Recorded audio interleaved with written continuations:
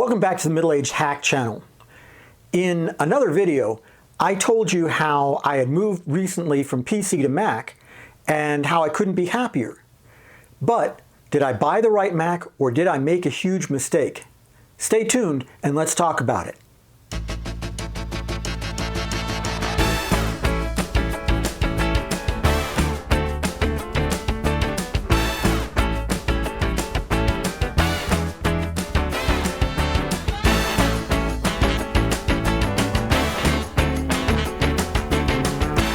Hi, I'm Stuart. I'm your middle-aged hack, just a child of the 80s trying to make his way through the 20s, and I hope you'll take the journey with me.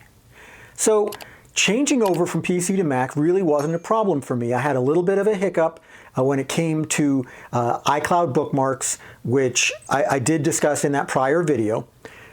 But when it came to my choice of Mac, I'm not quite sure that I'd made the right choice.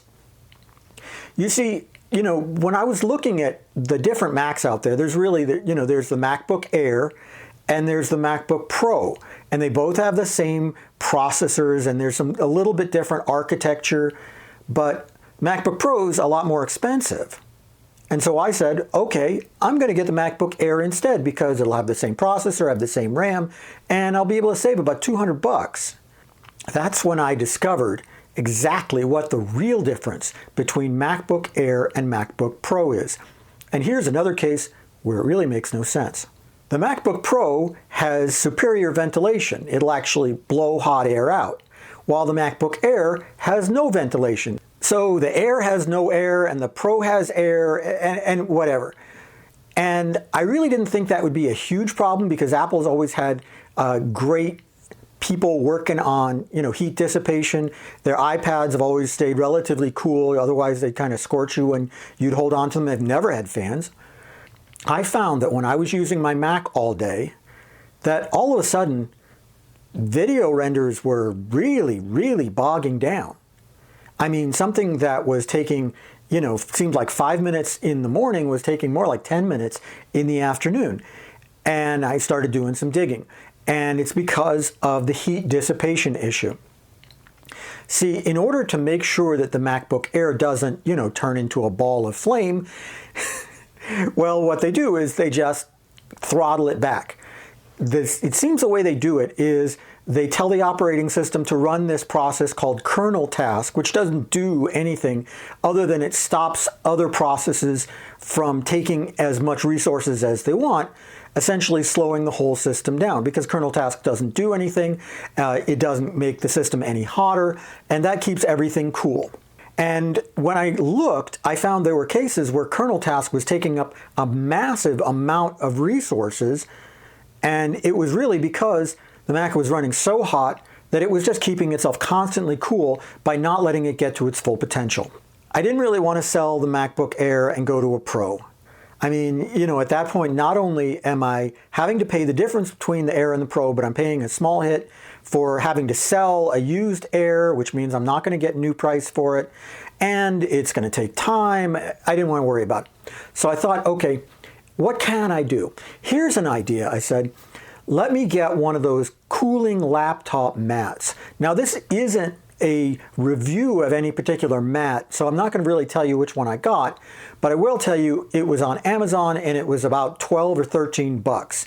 And I honestly don't think that it matters which mat I got because the general idea is all the same. So what I did was I took some measurements. I've got a thermal camera, and what I did was I observed what the temperature was of the Mac when I first turned it on, and then what it was like after I'd really been working it very hard, and then what it was like doing the same tasks with, having the mat on all day. And what I found out, well, I'm not going to say it surprised me, but let me explain. It's no surprise that the temperature of the computer when I first looked at it was the same temperature that the room was, about 76 degrees. But as soon as I turned the computer on and started working on it seriously, temperatures began to go up. By the time I'd been working on it all day, I found that the temperature up on the actual computer was in the 90s, and it felt like it too. Here's what really got me. With the cooling mat on, it was, again, the same temperature as the room, but there's more to it than that.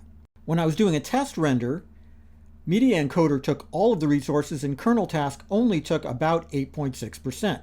The same render that had taken 16 minutes without the fan took 11 minutes with the fan. That's a huge change. So the end of the story is that for $13, I got basically the same heat dissipation that a MacBook Pro has. I don't have really the same architecture, so I'm sure I'm still missing out on some performance, but I've almost completely erased any performance loss due to heat with a $13 laptop mat. And if you're considering a Mac and you're not sure whether you need the Air or the Pro, I'd recommend you check this out because there are going to be some legitimate use cases for the Pro, and maybe I should have gone that way, but for $13, I'm incredibly satisfied. That's it for the Middle-Aged Hack channel for today. Do me a favor. Like, subscribe, leave a comment, that whole thing. Why? Because it makes me look good to Google. And that's what it's all about. I'm trying to get to the point where I can monetize this channel. I can't do it without you, and I can't do it without all those likes and subscribes. Thanks so much for listening, and I will see you again next time.